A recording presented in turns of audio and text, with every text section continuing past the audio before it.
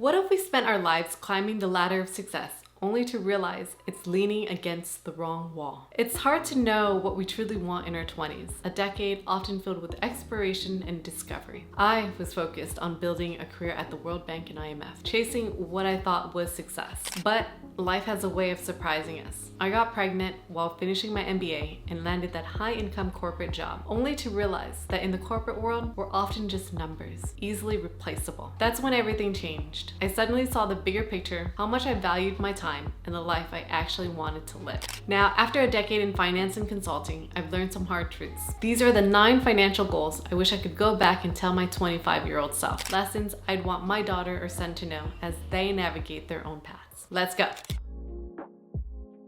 I remember one of the first classes I took at Columbia Business School was on personal leadership. We were asked to think about what we wanted in 1, 3, 5, and 10 years. At that time, I thought about having kids, but I didn't fully consider the financial components. So when I got pregnant in my final year of graduate school, the reality caught me by surprise. It's easy to overlook these things in our 20s because the future feels distant, but planning for the life we want both practically and financially is essential. In our 20s, we don't need to have everything figured out, but it's good to get a general sense about what type of life we want to lead and how to actually realize it. Here's a simple framework. Consider the big areas of your life: lifestyle, relationship, career, personal growth, and health. And imagine where you want to be in 1, 3, 5, and 10 years. Then think about the steps we need to take and costs involved in realizing those visions. So for lifestyle, how do we want to spend our time? And what daily life will bring the most fulfillment? If we see ourselves in a big city, think about the cost of housing and how that aligns with our career goals. Living in New York City is vastly different than living in the Midwest. Now, for relationships, what kind of relationships do we want to build? Do we want children? If so, how do we envision our family life? 1, 2, or more kids? If we see ourselves with 2 kids in 5 years, consider the cost of daycare, education, and how that might fit into our budget. For career or work, what work fulfills us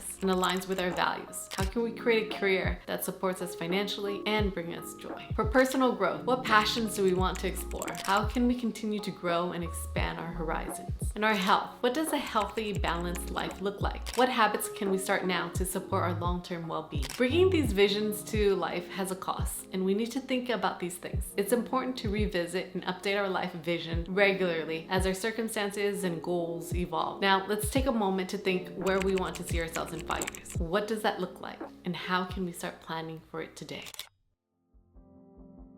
Carrying debt into our 30s is a major financial burden, especially with big milestones like getting married or buying a home or having kids. As of 2024, the average American carries over $6,000 in credit card debt, with households averaging nearly $8,700. With interest rates climbing over 22%, this debt can quickly spiral out of control. So we should actually be using credit cards to build credit, not debt. The aim is for a credit score of at least 740 and to pay off our balance each month to avoid high interest debts. Paying off car loans early can free up cash flow for savings and investment. Debt can hold us back from reaching our goals, so we should tackle it head on to clear the path for a more secure future.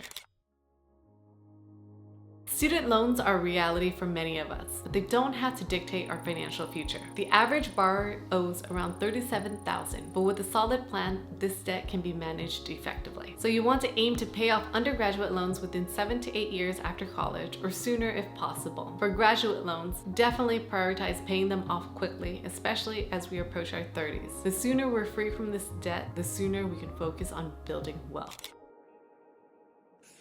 Warren Buffett, one of the wealthiest people in the world, famously pays a lower tax rate than his secretary. How? It comes down to the type of income earned. Buffett's income mostly comes from investments like dividends and capital gains, which are taxed at lower rates than regular salary income, such as your 9 to 5. For instance, long-term capital gains are taxed at 15 or 20%, while salary income can be taxed up to 37% federally plus state taxes. This difference allows those with investment incomes to pay a smaller tax percentage than someone earning the same amount through a regular salary. Now let's compare the tax outcomes of somebody earning over $100,000 as a salaried employee versus a business owner. A salaried employee earning over $100,000 faces federal income tax, state taxes, and payroll taxes, totaling over $36,000 in taxes. This leaves them with a take-home pay of around $63,000. Now, take a business owner. With the same income, they can deduct expenses like rent, supplies, travel, reducing taxable income to $60,000. With a 20% pass-through deduction, taxable income might drop down to $48,000. After taxes, the take-home could be about $77,000. That's over $13,000 more than employee. While business owners enjoy tax benefits and higher take-home pay, they must manage expenses and income fluctuations. The rewards are higher, so are the risks, but there's much more upside to that. Even if we don't have investment income or business, there are valuable tax credits and deductions like child tax credit, retirement contributions, and the home mortgage interest deduction. Understanding the tax system can help protect our hard-earned money and build the life we want.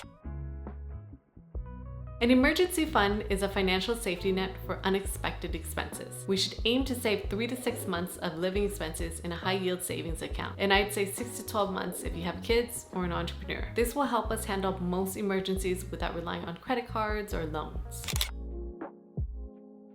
Investing is where building wealth truly begins. It's one of the most effective ways to grow our money over time, turning small, consistent contributions into significant financial gains. The earlier we start, the more time our investments have to grow, thanks to the power of compound interest. For example, if we start investing $500 a month in the S&P 500 at age 25, by the time we're 65, our investment could be worth over $1 million, compared to just over $300,000 if we started at age 40. Those extra 15 years make a huge difference. Learn about different investment options: stocks, bonds, mutual funds, ETFs. Start small. We don't need a lot of money to begin. Even $50 or $100 a month can grow over time. The important thing is to start. Automate our investments. We should set an automatic contribution to our investment accounts to stay consistent without thinking about it every month. Investing is the cornerstone of building wealth. The earlier we start, the more our money can grow over time. Now, as I've said earlier, our 20s are a time of exploration and discovery, but it's also important to focus on building skills that will increase our earning potential. The foundation we lay in our 20s helps us set up our financial success in our 30s and beyond. When you're starting out in your 20s, you're often paid entry-level salaries, often between $35,000 to possibly $50,000 or a little bit more annually. And that can feel quite limiting. It doesn't have to be a financial ceiling. So in order to move beyond this entry-level income, we have to develop skills that make us more marketable and open to higher paying opportunities. And by investing in ourselves, we're setting ourselves up for a greater financial future in the long term. The skills we build in our 20s can significantly impact our earning potential in the years to come. The more skills we have, the more we can offer and the more we can earn. One thing to get down really well in our 20s, and something that I wish I would have gotten much better at, is budgeting. Now, budgeting doesn't mean tracking every cent. It's about knowing our key numbers and making sure our money works for us. A good budget is flexible, realistic, and helps us achieve our financial goals. But here are some key numbers to focus on. You gotta know your fixed and variable expenses. These are the things that are essential, such as rent, utilities, groceries, and transportation. And you want to aim to keep these expenses between 50 to 60% of your income, with a 10% buffer for unexpected costs like a higher utility bill or a car repair. Savings rate. Savings should be a non-negotiable. And it's one of those things that can easily slip. But we have to aim to save at least 10 to 15% of our income, whether for an emergency fund, travel, or a big purchase. Investment accounts. Investing is truly how we can grow our wealth over time. We want to contribute about 10% of our income to retirement accounts such as 401k or Roth IRA, and max out contributions if we can. Fund money. Balance is essential. We want to set aside about 10 to 15% of our income for leisure, dining out, hobbies, or streaming subscriptions, so we can enjoy life without guilt and don't deprive ourselves. A great way to manage our budget is to keep separate buckets for each of these categories. By dividing our income into specific areas, we can easily see where our money is going and adjust as needed. And it's about being intentional with our spending and saving for the future. So for more on this, you can check out my video over here. Good health and financial success are closely linked. Healthier individuals are more productive and tend to earn more over time. According to the study, those in better health who work longer are able to increase their lifetime earnings by 7 to 10% compared to those in poorer health. So we want to build these habits early. Our 20s are a critical time to establish habits that will last a lifetime, like regular exercise, a balanced diet, and routine checkups. As responsibilities grow, focusing on health can become even more challenging. So let's build these habits now. As we move into our 30s, a big decade, we'll likely face major life events like getting married, buying a home, or having children. Start saving early, set realistic goals, and build a financial cushion to face these milestones with more confidence. Friends, if you made it this far, thanks so much for watching. Make sure to comment, like, and subscribe for more. And if you're interested on how to get started on your budgeting, you can check out my video over here. See you in the next one.